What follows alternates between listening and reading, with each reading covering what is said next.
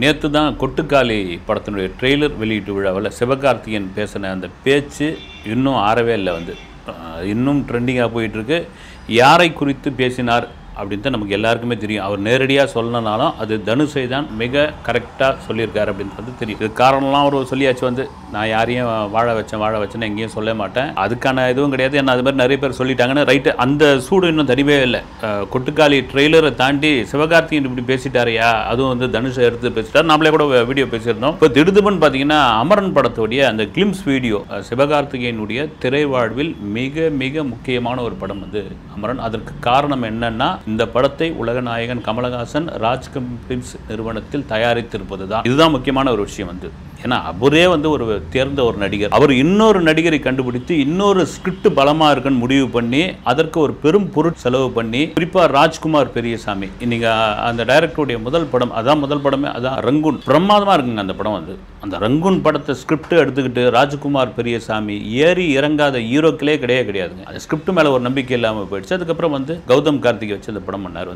நாங்கள் கூட ஒரு பெரிய எதிர்பார்ப்பு இல்லாமல் போய் பார்த்தப்போ பிரமாதமான ஒரு படமா இருந்தது. அதன் பிறகுதான் இந்த ஸ்கிரிப்டை இவ்வளோ காலம் எடுத்துக்கிட்டார் ராஜ்குமார் பெரியசாமி. அப்புறம் கமல் கிட்ட சொல்லி ஓகே ஆகி சிவகார்த்திகேயன் தான் முடிவு பண்ணி வந்தாச்சு. அந்த கிளிம்ஸ் வீடியோ பெரிய பிரமாதமாக இருந்தது. மறைந்த மாவீரன் கூட சொல்லலாம், மேஜர் முகுந்த். மறைந்த மாவீரர் அப்படின்னு கூட தாராளமாக சொல்லலாம். மேஜர் முகுந்த் வரதராஜனுடைய பயோபிக் தான் இந்த படத்தினுடைய பேஸ் அப்படின்னு சொல்லியிருக்காங்க.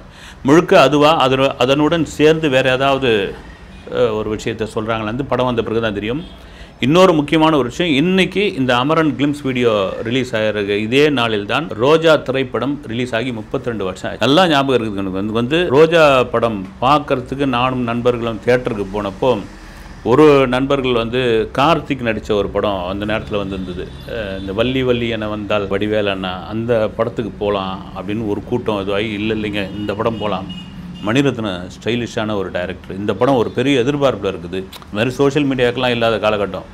உண்மையிலே வேண்டாம் வெறுப்பாக தான் ஒரு குரூப் போய் உட்காந்து படம் பார்த்தா வேறு லெவலில் மிரட்டியிருக்கேன். இன்றைக்கி அமரன் எப்படி நம்ம அந்த கிளிம்ஸ் வீடியோவில் அந்த காஷ்மீரை பார்க்குறோமோ, 32 வருஷத்துக்கு முன்னாடி அப்படி கண் முன்னாடி நின்று அப்படி தெரிக்க விட்டுருப்பார் மணிரத்னம். அதுக்கு ஒரு சம்பவத்தை சொல்லணும்னா, அந்த படத்துக்கு பெரிய பலமாக இருந்தது சுஜாதா, எழுத்தாளர் சுஜாதா. மதுபாலாவுடைய கணவர் அரவிந்த் சாமியை தீவிரவாதிகள் கடத்தி போய் காஷ்மீரில் ஒரு இடத்துல மறைவிடமாக வச்சுருப்பாங்க. தன் கணவனை காணாமல் காஷ்மீரில் ஒரு எழுத படிக்க தெரியாத ஒரு பெண், ஒரு கிராமத்தில் வளர்ந்த பெண்ணு எப்படி போராடி மீட்கிறா அப்படின்னு தான் கதை. நாசர் தான் மிலிட்ரி ஆஃபீஸர்.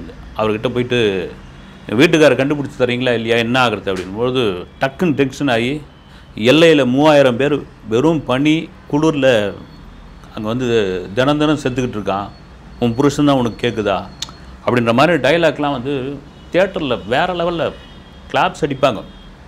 இது எனக்கு தெரிஞ்சு பார்த்தீங்கன்னா, இந்த படம் சம்மந்தமாக நடிகை ஐஸ்வர்யா, யார் லக்ஷ்மியோடைய மகள் ஐஸ்வர்யா, அவங்ககிட்ட பேசியிருந்தப்போ, இந்த படம் பார்த்துட்டு வந்தேன் சார், நான் பார்த்துட்டு நேராக போய் காலில் இருக்க செருப்பு அங்கே ஒன்று இங்கே ஒன்று அடிச்சு விட்டேன்.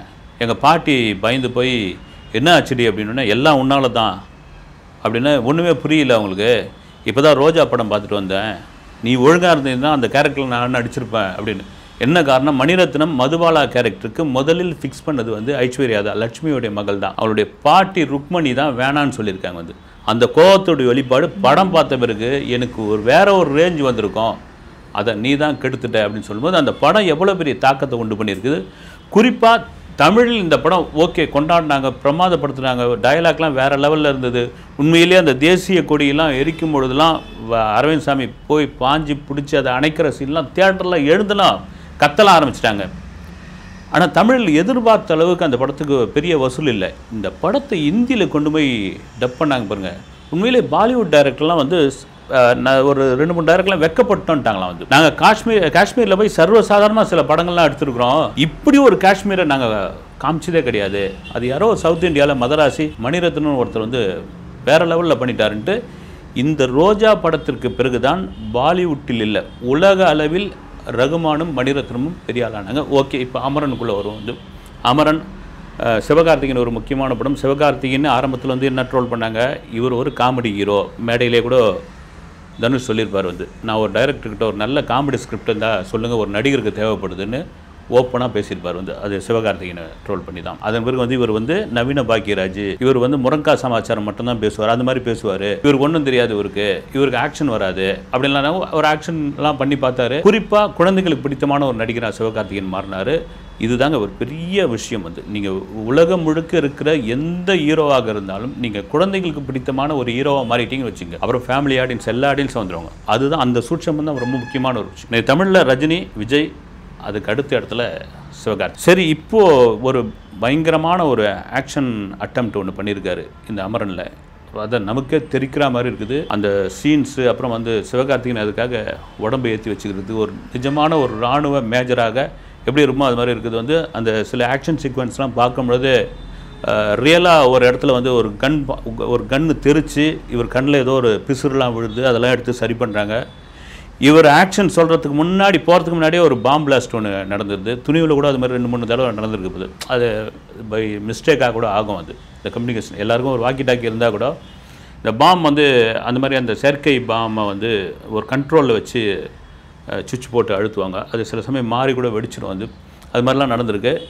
இப்போ சிவகார்த்திகேயன் ஒரு என்ன சொல்கிறது, இந்த மாதிரியான ஒரு அதிரடி ஆக்ஷன் கேரக்டரை எப்படி மக்கள் ஏற்றுப்பாங்க அப்படின்ற ஒரு கேள்வி இருக்குது.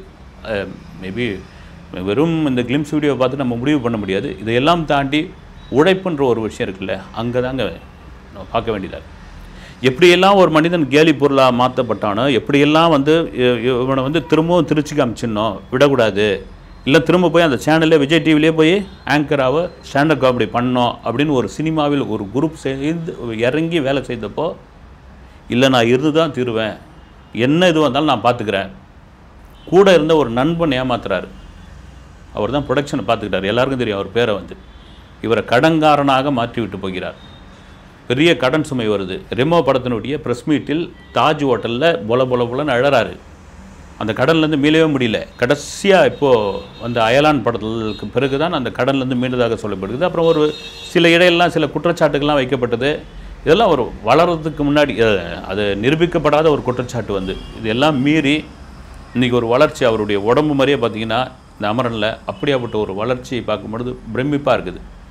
குறிப்பாக அந்த ஸ்கிரிப்டோட ட்ராவல் பண்ணுது வந்து இதுக்காக. ஏன்னா சிவகார்த்திகேயன் ஒரு பழைய பேட்டியில் சொல்லியிருப்பார் வந்து, என் வீட்டில் ஒரு பெரிய ஜிம் இருக்கும், நான் செட் பண்ணி வச்சுருக்கேன், ஆனால் அந்த ஜிம்முக்குள்ளே போயிட்டு ஒரு 2-3 வார்ம் அப் தான் பண்ணுவேன், ஒரு மாதிரி சோம்பேறி தினம் வந்துடும், எனக்கு ஒர்க் அவுட் பண்ணுறது ஜிம்மு இதெல்லாம் வந்து எனக்கு ஒன்றும் சரி வராது. அந்த ஜிம்மு சும்மாவே இருந்தது, நல்ல டயட் கண்ட்ரோலில் இருந்து இதெல்லாம் பண்ணிவிட்டு அப்படியே போனால் போதும், நான் எனக்கு அந்த மாதிரி உடம்பை ஏற்றுறது இறக்குறது இதெல்லாம் சரிப்பட்டு வராது நான் அப்படின்னு இருப்பார். ஆனால் அப்படியேப்பட்ட நபர் கிட்டத்தட்ட ஒரு 9 மணி நேரம் ஜிம்முக்குள்ளேயே இருந்து இந்த மாதிரியான ஒரு ஷேப்பை கொண்டு வந்து நிஜமான ஒரு இராணுவ மேஜர் ஜென்ரல் எப்படி இருப்பாங்களோ அப்படி வந்து முன்னாடி நின்னவுடனே கமலஹாசனை பாராட்டினார்.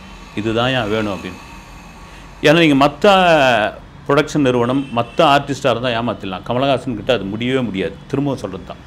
இல்லை குறிப்பாக அந்த கிளிம்ஸ் வீடியோவில் கமலோடைய பாட்டு ஒரு ஹைலைட்டாக இருக்குது. அதெல்லாம் மீறி வழக்கமாக நிறைய படங்களுடைய ட்ரெய்லர் இப்போ நம்ம பார்த்து சலிச்சு போச்சு. என்னங்க ட்ரெய்லர் கட் பண்ணுறீங்க நீங்கள் வந்து, ஒரே மாதிரி ட்ரெய்லர் கட் பண்ணின்னு. ஆனால் அந்த அமரன் கிளிம்ஸ் வீடியோ அவ்வளோ பிரமாதமாக இருக்கும். ஒரு காஷ்மீரை வேறு விதத்தில் காட்டுறது, ஒரு பெண்மணி ஓடி வந்து விழறது, ஒரு அவங்க எடுத்த காட்சியை காட்டுறாங்க வந்து. அப்புறம் ஒரு இடத்துல பாம் பிளாஸ்ட்டு, ஒரு அமைதியாக இருக்கிற ஒரு நகரம் பாம் வெடிக்குது, திரும்ப அந்த அமைதியை வந்து இந்த படைப்பிரிவினர் கொண்டு வருகிறார்களா இல்லையா அப்படின்னு தான் கதையாக இருக்கும் போல இருக்குது. மேபி நிஜமான காஷ்மீரில் போய் படப்பிடிப்பு நடத்திருக்காங்க, அதுதான் ரொம்ப முக்கியமான ஒரு விஷயம். இது சொல்கிறதுக்கான காரணம் என்னென்னா, லியோவை நிஜமான காஷ்மீரில் படப்பிடிப்பு நடத்தி கதை பிரகாரம் பார்த்திங்கன்னா சிம்லான்னு காமிச்சு விட்டார். அதுவும் ஒரு பெரிய மைனஸ் ஆகிடுச்சு. அதே நீங்கள் அந்த நிஜமான காஷ்மீரில் எவ்வளோ லொக்கேஷன் இருந்தது, அதெல்லாம் விட்டுட்டு அங்கே போய் ஏன் செட்டு போட்டிங்கன்ற மாதிரியான விமர்சனங்கள்லாம் தொடர்ச்சியாக இருந்தது. இந்த தப்பு அமரனில் மேபி நடந்திருக்காது. இது எல்லாம் மீறி கமலஹாசனுடைய பாட்டு இருக்குல்ல, அதை தாண்டி ராஜ்கமல் ஃபிலிம்ஸில் வெளி ஹீரோக்களுக்கு படம் பண்ணுவது ரொம்ப ரொம்ப ரொம்ப ரொம்ப கம்மி. எனக்கு பார்த்திங்கன்னா கடமை கண்ணியம் கட்டுப்பாடு அது சத்யராஜுக்காக பண்ணார் வந்து கமலஹாசன். காரணம் என்னென்னா, சத்யராஜ் அந்த நேரம் வந்து ரஜினி எதிர்த்து குரல் கொடுத்து கொண்டிருந்தார். சத்யராஜ் வந்து கமல் கூடாரத்துக்குள்ளே வந்ததுனால அவருக்காக ஒரு படம் பண்ணார். நலத்தமியந்தி, கடாரம் கொண்டான், அதன் பிறகு அமரன். குறிப்பாக கமலஹாசன் இதுக்கு முன்னே வெளிப்படங்களுக்கு பாட்டு பாடிக்கிறார், நிறைய பாடியிருக்கார். ஒரு சின்ன சம்பவம் ஒரு லைட்டாக சொல்லணும்னா, கமலுடன் சைல்டு ஆர்டிஸ்ட் நடித்த தசதரன் ஒரு நடிகர் வந்து அவர் என்ன பண்ணுறாரு, ஒரு படம் ஐயப்பனை வச்சு ஒரு படம் பண்ணுறாரு. எல்டாம்ஸ் ரோட்லேயே ஒரு அங்கே பாலசுப்ரமணியர்னு ஒரு முருகர் கோயில் இருக்குது, அங்கேயே நின்று ஸ்கிரிப்டெல்லாம் எழுதுறாரு. கமல் கிட்ட போகிறாரு. கமல் அப்போ தான் வளர்ந்துக்கிட்டு வராரு. கமல் என்ன பண்ணுறாரு, ஏதோ பண உதவிக்காக கேட்குறாருன்னு போய் ஒரு பண கட்டு எடுத்துன்னு வந்து கொடுத்தவொடனே தசரதன் வேணான்றாரு. வேணாம் நண்பா அப்படின்றாரு. நான் பணத்துக்காக வரலன்னு. வேறு என்னான்னு கேட்குறேன். நீங்கள் நடிக்கணுன்றாரு. இல்லை இல்லை எனக்கு கொள்கை தெரியும் இல்லைங்களா, நான் வந்து ஒரு பகுத்தறிவு பேசுகிறேன், பெரியாரிசம் பேசுகிறேன், நான் வந்து ஐயப்ப மடத்தில் நடித்தா நல்லா இருக்காது, அப்போ உன்னுடைய பங்களிப்பு ஏதாவது இருக்கணும் அப்படின்போது சரி நான் பாட்டு பாடுறேன் அப்படின்னாரு. அந்த பாட்டு தான் இப்போ உங்களுக்கு தெரியும் வந்து, ஏ அண்ணா வாடா, ஏ தம்பி வாடா, ஏ அண்ணா வாடா தம்பி வாடா வந்து பாருடா அப்படின்னு ஒரு பாட்டு. அது அப்போ சந்திரபோஸ் இசை. எதுக்கு சொல்ல வரேன்னா, வெளிப்படங்களுக்கும் கமலஹாசன் பாடியிருக்கிறார். புதுப்பேட்டை, அப்புறமா முத்துராமலிங்கன்னு ஒரு படம், வந்ததே தெரியாத படம், கௌதம் கார்த்திக் நடித்த படம், அந்த படத்துலேயும் ஒரு பாட்டு படிக்கிறாரு. ஓகே, உலகநாயகன் கமலஹாசன்னு சொல்கிறதுல தப்பே கிடையாது. எனக்கு தான் எல்லாமே தெரியும், எனக்கு தான் சொந்தம் அப்படின்னு இல்லாமல் தன் திறமையை நம்புபவர்களுக்கு நான் வெளிப்படங்களுக்கும் நான் செய்வேங்க, பாட்டு போடுவேன், கேமியோ ரோலில் நடிப்பேன், மற்ற உதவிகள் செய்வேன் அப்படின்னு சினிமாவுக்காக அர்ப்பணிக்கிற ஒரு நபர். ராஜ்கமல் ஃபிலிம்ஸ்லேருந்து அமரன் வெளிவரப் போகிறது. ஒரு பெரிய பிரியாணி விருந்துக்கு ஒரு சோறு பதம்ன்ற மாதிரி இந்த கிளிம்ஸ் வீடியோ தெரியுது.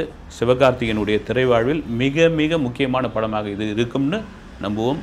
அக்டோபர் 31ஆம் தேதி ரிலீஸ். காத்திருப்போம். நன்றி.